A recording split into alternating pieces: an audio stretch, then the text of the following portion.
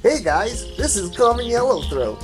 Common yellowthroat is a very small bird with a wingspan of 6 to 7.5 inches.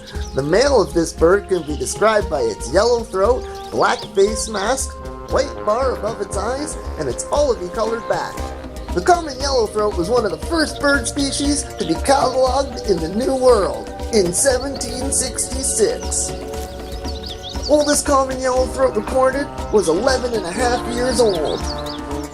These guys are most commonly found in marshes and wetlands, foraging amongst tangled vegetation.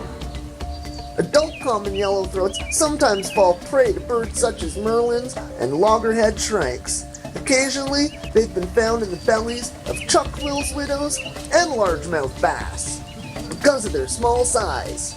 Brown-headed cowbird often lays eggs in common yellowthroat's nests. This is called brood parasitism. Their babies will grow large real fast and outcompete the baby yellowthroats for their food.